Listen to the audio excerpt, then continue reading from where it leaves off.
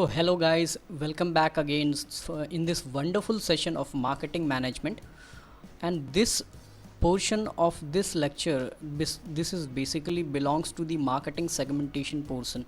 And portion of marketing segmentation is basically, you can say, the marketing management is a kind of body, a whole body, and the segmentation is a very important part of that particular body. So welcome again. If you like the session, please do subscribe the channel and make mention your comment into the comment box if there is any query. So let's start the session with the wonderful definition of marketing segmentation.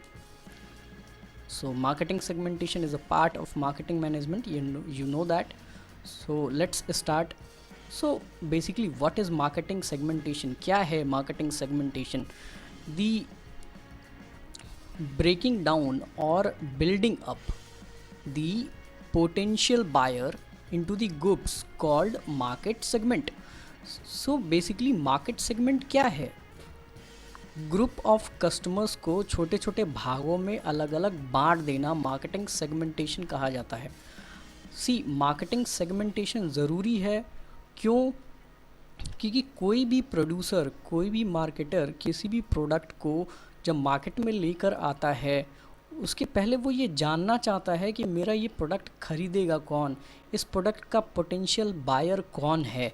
इस वजह से वो product की category के हिसाब से उसको customers के ग्रुप में बांट देता है, और इसी को हम मार्केटिंग सेगमेंटेशन बोलते हैं. बेनिफिट्स ऑफ मार्केटिंग सेगमेंटेशन क्या है? Identifies opportunity for new product development. Basically मैंने आपको वही बताया कि कोई भी नया प्रोडक्ट जब मार्केट में लेके आते हैं तो उसके लिए हम अपॉर्चुनिटी खोजते हैं कि बेसिकली कौन से फील्ड का, किस तरह का कस्टमर हमारे इस प्रोडक्ट को अट्रैक्ट करेगा और वो इस प्रोडक्ट को कैसे खरीदेगा. तो हम उसी लिए सबसे पहला पॉइंट जो यहाँ पे कहा गया, identified opportunities for new product development, help design marketing program most effective for reaching homogeneous group of buyer. अब होमोजीनियस ग्रुप ऑफ बायर का मतलब ऐसे लोग जो सेम तरह का प्रोडक्ट खरीदेंगे, उनको एक कैटेगरी में डाल देना. ये एक तरह का मार्केटिंग सेगमेंटेशन का दूसरा बेनिफिट हो गया. Improve allocation of marketing resources. जो भी हमारे पास मार्केटिंग के रिसोर्सेज हैं, उन रिसोर्सेज को हमें अच्छी तरह से अपने वर्क में एम्प्लॉयड करना है. सी, हम 4 पीस की भी बात करेंगे, हम उन पीस की भी बात करेंगे बट आने वाले लेक्चर्स में, और उसके बाद आपको ये कॉन्सेप्ट एकदम क्लियर हो जाएगा कि एलोकेशन ऑफ रिसोर्सेज से क्या मतलब है. The need for marketing segmentation क्या है? The marketing concept calls understanding customer and satisfying their needs. Basically marketing का तो कॉन्सेप्ट ही यही है. हाँ, आपने अगर मेरा फर्स्ट सेशन देखा होगा मार्केटिंग का, तो उसमें मैंने आपको बताया कि किसी भी कस्टमर को नीड को सेटिस्फाई कर लेना ही मार्केटिंग है. क्योंकि अब हम ओल्ड सिनेरियो में बिल्कुल नहीं जी रहे हैं, हम अब एक ऐसे सिनेरियो में जी रहे हैं जहाँ पे हमारा कस्टमर बहुत इंटेलिजेंट है और वो ये जानता है कि हमें किसी भी किसी भी सेलर से क्या ख़रीदना है, तो ये बहुत इंपॉर्टेंट चीज़ है कि हमारा जो कस्टमर है उसकी नीड को हम सेटिस्फाई करें. Different customer has different needs and it's rarely possible to satisfy all the customers by treating them alike. कहने का मतलब ये है कि किसी भी कस्टमर के अंदर अलग अलग नीड होती है. मतलब जितने कस्टमर हैं उनकी उतनी नीड है, और ये किसी के लिए पॉसिबल नहीं है कि वो एक ही तरीके से हर कस्टमर की नीड को सेटिस्फाई कर दे. इसीलिए मार्केटिंग सेगमेंट बनाया जाता है. अब यहाँ पे मास मार्केट और टारगेट मार्केट की बात की गई है, और मास मार्केट और टारगेट मार्केट के बीच में एक डिफरेंस बताया गया है. तो मास मार्केट का मतलब क्या होता है? एक ऐसा मार्केट है जहाँ पे सारे के सारे कस्टमर्स के साथ एक ही तरह का ट्रीटमेंट किया जाता है. Mass market refers to the treatment of market as a homogeneous group and offering the same market mix to all the customers. What is market mix? Market mix are basically the 4 P's of marketing. Given by McCarthy, इस बारे में हम बात करेंगे। But यहाँ पे जो बात कही गई कि मार्केट में जो भी कस्टमर हैं, मीन्स मास मार्केटिंग का कॉन्सेप्ट का मतलब कि एक मार्केट है, उसमें जितने तरह के कस्टमर हैं, हर कस्टमर को एक ही तरह का प्रोडक्ट हमने ऑफर कर दिया। That is a kind of mass market. What is target market? Target market on the other hand recognize the diversity of customer and does not try to please all of them with the same offering। मतलब ये एक ऐसा market है जहाँ पे हमारा customer basically एक super targeted customer होगा, जिसके स्पेशली जिस कस्टमर के लिए हमने वो प्रोडक्ट बनाया होगा, और वो कस्टमर को हम किसी भी तरह से प्लीज़ नहीं कर सकते, किसी भी तरह से फोर्स नहीं कर सकते कि भैया आपको यही प्रोडक्ट ख़रीदना है, आपको यही प्रोडक्ट ही ख़रीदना है, दूसरा आप नहीं ले सकते। क्यों? क्योंकि आज की मार्केट हमारी सेलर ओरिएंटेड मार्केट नहीं है, हमारी आज की मार्केट बायर ओरिएंटेड मार्केट है। हमारा बायर इस मार्केट का किंग है। जो फर्म इस बायर को सेटिस्फाई नहीं कर पाती, उस फर्म का मार्केट में टिकना इम्पॉसिबल हो जाता है। Mind it. So requirement of market segment क्या कहता है? अब इसमें कुछ रिक्वायरमेंट दी गई हैं। पहली बात जो कही गई, ये आइडेंटिफाइएबल होता है। अब आइडेंटिफाइएबल का मतलब ये है कि हम जब मार्केट को छोटे छोटे पार्ट में डिवाइड कर देते हैं तो हमारे लिए ये जानना आसान हो जाता है कि कौन सा प्रोडक्ट हम कौन से मार्केट में भेजें। ठीक है। एसेसिबल का मतलब ये है the segment must be reachable. ठीक है। अब जब हम अपने प्रोडक्ट की क्वालिटी और फीचर्स के हिसाब से उसको डिफरेंट सेगमेंट में बांट देंगे, अलग अलग ग्रुप ऑफ कस्टमर्स के बीच में बांट देंगे, तो उससे क्या होगा, हमें ये पहचानने में आसानी होगी कि भैया हमने जो प्रोडक्ट बनाया है वो कौन से मार्केट में जाके बिकेगा। इसलिए एसेसिबिलिटी हो जाती है। Unique needs. ठीक है। अब unique needs to justify separate offering this segment must be respond differently to the different market mixes। अब यहाँ पे यूनिक नीड्स की बात की गई कि भैया जितने भी ग्रुप्स हमने बांटे हैं, हर ग्रुप में कस्टमर की डिफरेंट नीड है, उसीलिए हर ग्रुप के कस्टमर को एक यूनिक नीड्स के नाम से बोला गया। फिर बोलते हैं substantial. This segment should be sufficiently large to justify the resources required to target them. अब यहाँ पे वही बात की गई कि जब हमने बांट दिया तो हमें ये पता है कि हमारा प्रोडक्ट किस मार्केट में जाके बिकने वाला है। इस वजह से ये एक और बात निकल के सामने आती है। ड्यूरेबल की बात क्या यहाँ पे अगली जो रिक्वायरमेंट होती है वो ड्यूरेबिलिटी की है, ड्यूरेबल चीज़ों की है। तो क्या कहते हैं, the segment should be relatively stable to the minimize the cost of frequent changes. जो भी फ्रीक्वेंट चेंजेस होते हैं भैया, मान लीजिए कि हमने एक प्रोडक्ट बनाया, ठीक है, और उस प्रोडक्ट में क्या है, उस प्रोडक्ट में हमने हेल्थ ड्रिंक लॉन्च कर दी। ठीक, अब हेल्थ ड्रिंक जब हमने लॉन्च कर दी तो वो एक ही हेल्थ ड्रिंक सभी के लिए तो नहीं सफिशिएंट है भाई। किसी को विटामिन ई की ज़्यादा ज़रूरत है, किसी एज में किसी चीज़ की कमी होती है। तो ये एक पूरी स्टडी है। जैसे आपके हॉर्लिक्स के जो ब्रांड आते हैं, वो हॉर्लिक्स का ब्रांड दो कॉम्पोजिशन में आता है, बल्कि 3 में आता है। एक हॉर्लिक्स विमेन आता है, एक हॉर्लिक्स एडल्ट आता है, और एक हॉर्लिक्स जूनियर आता है। ठीक है। अब ये 3 अलग अलग हैं और वो हर एज के लिए अलग अलग डिफरेंशियल क्रिएट करते हैं। वो अलग अलग ग्रुप्स के लिए अलग अलग ड्यूरेबिलिटी रखते हैं। ठीक उसी तरह से सेरेलेक जो आता है नेस्ले का, उसमें उस सेरेलेक में भी जो ड्यूरेबिलिटी है वो अलग अलग स्टेज पे अलग अलग एजेस के बच्चों के लिए अलग अलग है। ठीक है। बेसिस क्या है, मार्केटिंग सेगमेंटेशन को हम किस तरह से बांटते हैं, और बेसिस जो होता है वो मार्केट सेगमेंटेशन का किस तरह से होता है, तो उसको हमने 4 पार्ट में बेसिकली बांटा है। या कोई भी फर्म जब भी अपना मार्केट डिवाइड करती है तो उस मार्केट को वो 4 बेसिस से डिवाइड करती है: जियोग्राफिकल, डेमोग्राफिकल, साइकोग्राफिकल और बिहेवियरलिस्टिक। इस 4 तरीके से कोई भी फर्म अपने मार्केट को डिवाइड करती है प्रोडक्ट के हिसाब से। तो आइए बारी बारी से जान लेते हैं कि हर एक सेगमेंट में क्या होता है। सबसे पहले हमारे पास था geographic segment. Geographic segmentation is tries to divide market into different geographical unit. अब इसमें क्या होता है, जियोग्राफिकल यूनिट का मतलब क्या हो गया कि आपने जियोग्राफी मतलब आप जियोग्राफी पढ़ी होगी ना आपने, जियोग्राफी के हिसाब से जब आप मार्केट को डिवाइड कर देते हैं तो वो जियोग्राफिकल सेगमेंटेशन हो जाता है।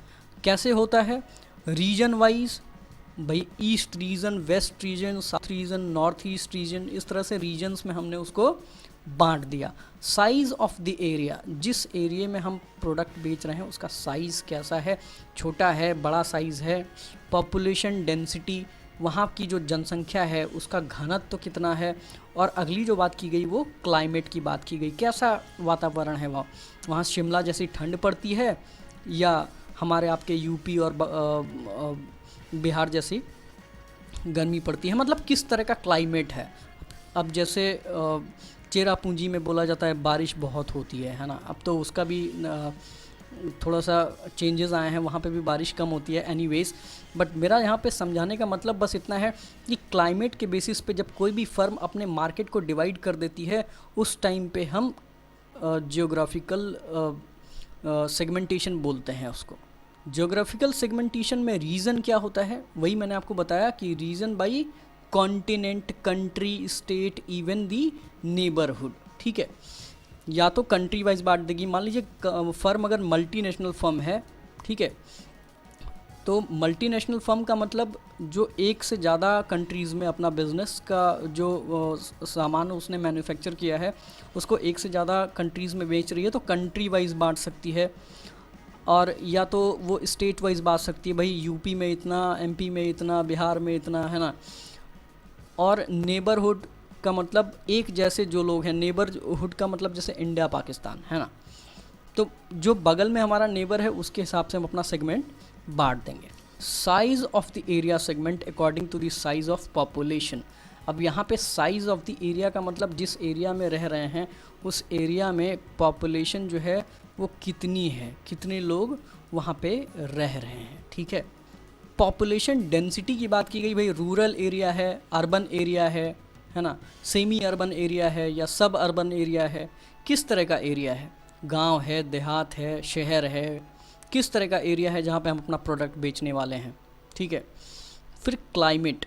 अब क्लाइमेट के भाई उस जगह पे वेदर कैसा है, ठीक है, वहाँ का मौसम कैसा रहता है, वहाँ पे बारिश ज़्यादा होती है तो हम उस टाइप का प्रोडक्ट वहाँ पे बेचेंगे, वहाँ पे अगर ठंड ज़्यादा पड़ती है तो हम उस टाइप का प्रोडक्ट वहाँ पे बेचेंगे। तो बेसिकली ये जियोग्राफिकल में ये सारी चीज़ें आती हैं। अब डेमोग्राफिक फैक्टर में क्या चीज़ें हैं, demographic factors is the segmentation consist of dividing market into groups based on variables such as age, gender, income, social class and lifestyle। तो अब जब डेमोग्राफिक की बात करते हैं तो डेमोग्राफिक सेगमेंटेशन में हम जब मार्केट को डिवाइड करते हैं तो उसमें क्या क्या चीज़ें देखते हैं हम। एज, जो ग्रुप ऑफ कस्टमर्स हमारे प्रोडक्ट को खरीदेंगे उनकी एज कितनी होनी चाहिए, है ना। जेंडर, हमारा जो प्रोडक्ट है वो किस फील्ड के, किस तरह के लोगों के लिए स्पेशली है, वो मेल्स के लिए है या फीमेल्स के लिए है ना। इनकम फैक्टर जो है, जिस मार्केट में अपना सामान बेचने वाले हैं वहाँ पे जो इनकम का फैक्टर है वो कितना है। ठीक है, वहाँ के लोग बहुत ज़्यादा अमीर हैं, बहुत ज़्यादा गरीब हैं, किस टाइप के लोग हैं, है ना। सोशल क्लास वहाँ का कैसा है, वहाँ पे बहुत हाई फाई सोशल क्लास चलता है या बहुत लोअर बैकग्राउंड के लोग हैं, किस तरह का है, उनका लाइफस्टाइल कैसा है, वेस्टर्न लाइफस्टाइल है या टिपिकल इंडियन लाइफस्टाइल है, किस तरह का लाइफस्टाइल है उनका। ठीक है, तो डेमोग्राफिक सेगमेंटेशन को उसी तरह से एज ग्रुप में बांट दिया गया। यहाँ पे एक एग्जाम्पल दिया गया हुआ है, उसमें बताया गया है कि कोलगेट या आपका जो एग्जाम्पल है वो गुड एग्जाम्पल की तरह पेश किया जा सकता है कि भाई टूथपेस्ट, ठीक है, और टूथब्रश ये बच्चों के लिए अलग आता है। तो मीन्स बच्चों के लिए अलग टूथब्रश आता है और बड़ों के लिए अलग टूथब्रश आता है। आपने देखा होगा बहुत सारी दुकानों पे छोटे छोटे ब्रश मिलते हैं, टूथब्रश, तो वो बच्चों के लिए अलग आता है और बड़ों के लिए अलग आता है ना। तो वो एज एज फैक्टर होता है भाई, 5 ईयर्स से कम है तो वो बच्चों वाला करेंगे, या 8 ईयर्स से कम है तो वो थोड़ा सा नरम ब्रिसल्स के जो ब्रश होते हैं उसको यूज़ करेंगे, है ना। एडल्ट्स तो यूज़ कर ही सकते हैं। तो ये जो प्रोडक्ट है, ये जो बेसिकली ये जो ब्रश वाली बात है, तो ब्रश जो है वो बेसिकली एज के हिसाब से अलग अलग आता है। उसी तरह से मैंने आपको बताया कि भाई हॉर्लिक्स के केस में, इसके पहले मैंने एक एग्जांपल आपको दिया था। उसके बाद जेंडर की बात कर लेते हैं। बहुत सारे प्रोडक्ट मार्केट में ऐसे बिकते हैं जो जेंडर स्पेसिफिक होते हैं, बहुत सारी चीज़ें, है ना। तो कुछ चीज़ें होती हैं जो मेल्स यूज़ करते हैं, कुछ चीज़ें होती हैं जो फीमेल्स यूज़ करते हैं। तो अकॉर्डिंग टू दी जेंडर जब प्रोडक्ट को बांट दिया जाता है तो उसको हम जेंडर की कैटेगरी में रखते हैं। वो डेमोग्राफिक सेगमेंटेशन के अंदर आता है। और इसमें जो है हेयर ड्रेसिंग है, ठीक है, मैगजीन्स हैं, जैसे आप बहुत सारी मैगजीन्स आती हैं जिसको स्पेशली विमेंस के लिए बनाया गया है ना। हेयर ड्रेसिंग का जो कॉन्सेप्ट है वो विमेंस के लिए अलग है, मेंस के लिए अलग है ना। उसी तरह से अगली जो बात कही गई इनकम लेवल, तो इनकम लेवल के हिसाब से भाई देखिए, इनकम लेवल एक बहुत इंपॉर्टेंट चीज़ है। और इनकम लेवल के बिना कोई भी कस्टमर जो है वो कोई सामान खरीद ही नहीं सकता। अब जैसे बहुत महंगी चीज़ है और उसको आप ऐसी जगह ले जाके बेच रहे हैं जहाँ पे लोगों की इनकम बहुत कम है, तो उस कंडीशन में क्या होगा, उस कंडीशन में वो लोग आपके प्रोडक्ट को लाइक नहीं करेंगे। Means your product is not able to satisfying their needs in factor of income, ठीक है। तो जब भी आप इस तरह की बात करेंगे तो इनकम क्या होगा, इनकम एक बिग फैक्टर बन जाता है। और इनकम के बेसिस पे आप कभी भी किसी भी चीज़ को किसी भी जगह पे नहीं बेच सकते। जहाँ पे भाई आपने बहुत कोई महंगा प्रोडक्ट बनाया तो उसको आप ऐसा मार्केट खोजिए, उस मार्केट में बेचिए जहाँ पे लोगों की इनकम थोड़ी ठीक ठाक हो। अब यहाँ पे जैसे मैं आपको एक एग्जांपल दे सकता हूँ कि भाई बहुत महंगी कार है तो वो यूज़ नहीं कर सकते लोग, है ना। जहाँ पे जिसकी इनकम कम है तो अगर महंगी कारें उनको ले जाके आप बेचेंगे और वहाँ का जो सोशल क्लास है उनकी इनकम बहुत कम है तो वो कैसे ख़रीदेंगे, ठीक है। ठीक वहाँ पे जो सोशल क्लास की बात की जाती है। अब सोशल क्लास में देखिए गाड़ियों के साइज़ के यहाँ पे मैंने एक एग्जांपल दिया है कि भाई छोटी गाड़ी और बड़ी गाड़ी, ठीक है। तो सोशल क्लास क्या है, अब एक सोसाइटी है उसमें सभी के पास जो है वो क्या है, BMW कार है, ठीक।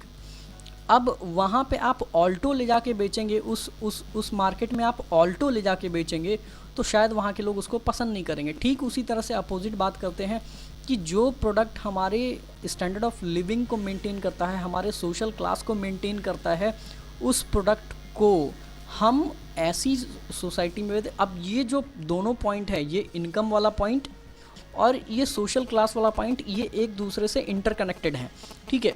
तो social class basically income level पे ही डिपेंड करती है, लेकिन अपने प्रोडक्ट की क्वालिटी और फीचर्स के हिसाब से सोशल क्लास और इनकम लेवल पे उसको बांटा जाता है। तो इनकम लेवल के हिसाब से आप अपना सोशल क्लास मेंटेन करते हैं, that is a sociological thing. यहाँ पे मार्केटिंग में हम जो बात कर रहे हैं वो सोशल क्लास में बात करेंगे कि भाई जिसके पास जितनी बड़ी गाड़ी उसका उतना अच्छा सोशल क्लास, ठीक है।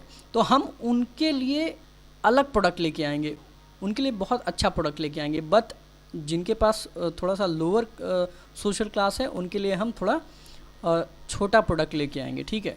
अब लाइफस्टाइल की बात करते हैं। लाइफस्टाइल जो है वो चेंज होती रहती है हमेशा लोगों की। तो कंपनियां क्या करती हैं, लोगों की लाइफस्टाइल मेंटेन करती हैं। और जो मार्केटर होता है वो हमेशा लोगों की लाइफस्टाइल मेंटेन करने के लिए रोज़ नए नए कॉन्सेप्ट लेके आता है। अब जैसे बहुत टाइम पहले मोबाइल फ़ोन क्या है बहुत महंगे मिलते थे, वो उनमें फ़ीचर्स कम होता था, बट लोगों की लाइफस्टाइल मेंटेन करने के लिए कंपनियों ने सस्ते फ़ोन्स लॉन्च करना शुरू किया। वो एक तरह का लाइफस्टाइल मेंटेनेंस था जो आपको कम कॉस्ट में अच्छी चीज़ें दे पाता था, ठीक है। साइकोग्राफिकल सेगमेंटेशन क्या होता है? साइकोग्राफिकल सेगमेंटेशन में बेसिकली एक्टिविटीज़ आती हैं, इंटरेस्ट आता है, ओपिनियन आएगा और वैल्यूज़ आएंगी। अब एक्टिविटीज़ क्या चीज़ होती हैं? एक्टिविटीज़ में जो चीज़ें आती हैं कि भाई आप जो हैं वो किस तरह से आप अपना डेली का एक्टिविटी करते हैं, ठीक है। तो जिस मार्केट में लोग जिस तरह की एक्टिविटी करते हैं, मान लीजिए लोगों को सुबह उठ के बहुत ज़्यादा एक्सरसाइज करने की आदत है, ठीक है, तो ऐसे मार्केट में क्या करेंगे लोग, ऐसे मार्केट में जहाँ पे लोगों की एक्टिविटी थोड़ी सी अलग है। अब आपके दिमाग में एक सवाल आ रहा होगा, कैसे पता चलेगा कि किसकी एक्टिविटी क्या है।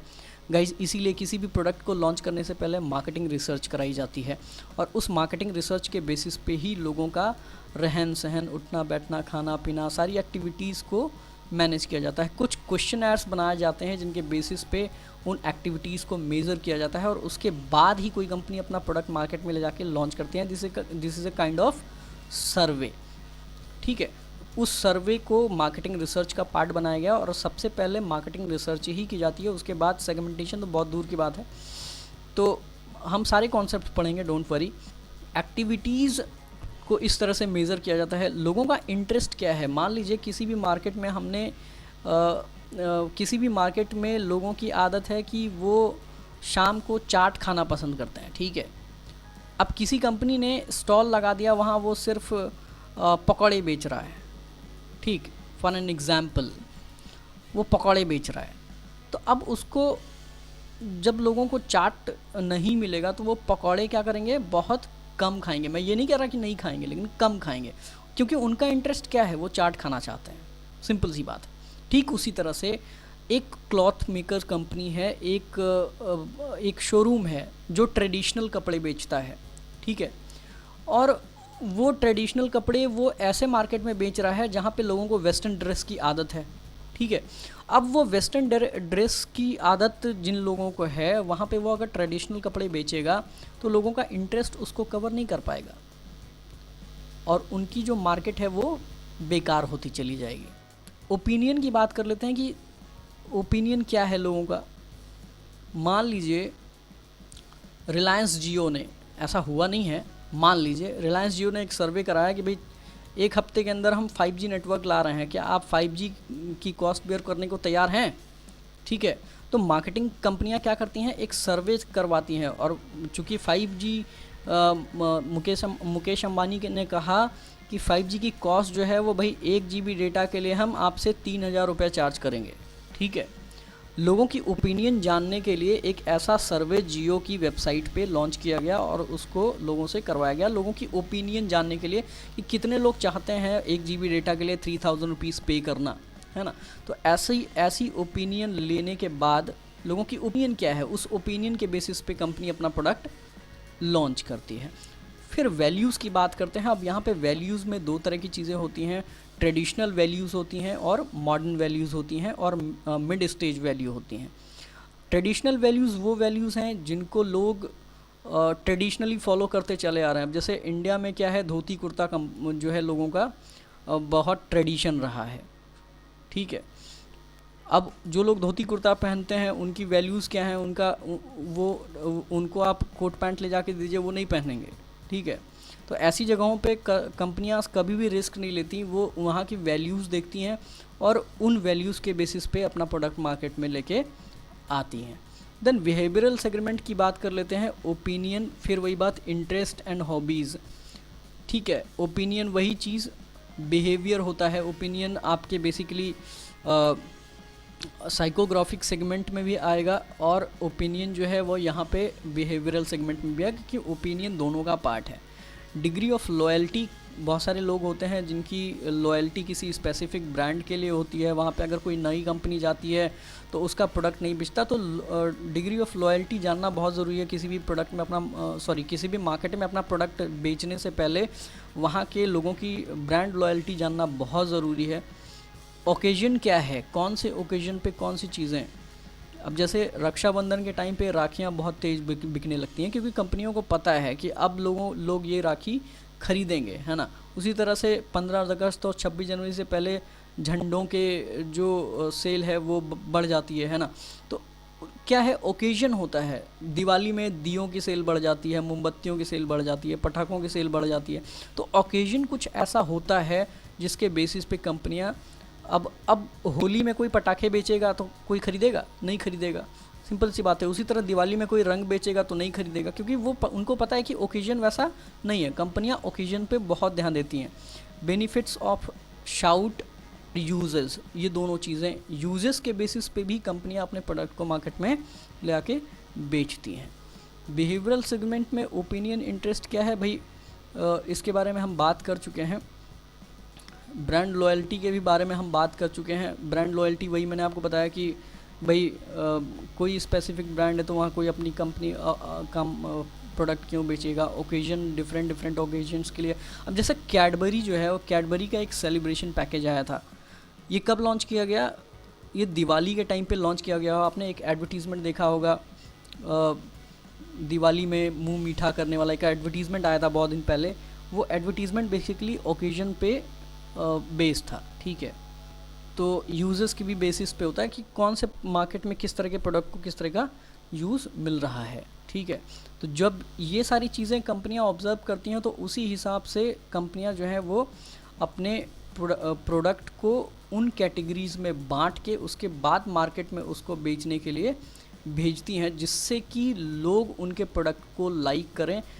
क्यों लाइक करेंगे, क्योंकि कंपनी ने अब जब सेगमेंट के में डिवाइड करके सारे प्रोडक्ट को मार्केट में भेजा है तो उनको पता है कि वहाँ के लोगों की पसंद क्या है, उनका नेचर कैसा है, वो मार्केट कैसा है, वहाँ की ज्योग्राफिकल लोकेशन कैसी है, डेमोग्राफिक फैक्टर कैसा है, साइकोग्राफिकल सेगमेंटेशन वहाँ का कैसा है और बिहेवियरल सेगमेंटेशन कैसा है। इन सारी चीज़ों के बेसिस पे कोई भी कंपनी जब मार्केट में प्रोडक्ट उतारती है तो उसके प्रोडक्ट में सफलता मिलनी तय है और कंपटीशन कम होता है, ठीक है। इसीलिए मार्केट सेगमेंटेशन किया जाता है। Thank you so much guys. अगर आपको ये लेक्चर पसंद आया हो तो प्लीज़ वीडियो को लाइक कीजिएगा, चैनल सब्सक्राइब कीजिएगा, जिससे कि आने वाले वीडियोस की नोटिफिकेशन आपको मिल सकें और आपका प्यार मेरे लिए बना रहे और मुझे भी हिम्मत मिलती रहे, जिससे कि मैं और अच्छी जानकारी और अच्छे वीडियोस आपके लिए लेके आ सकूं। Thank you so much.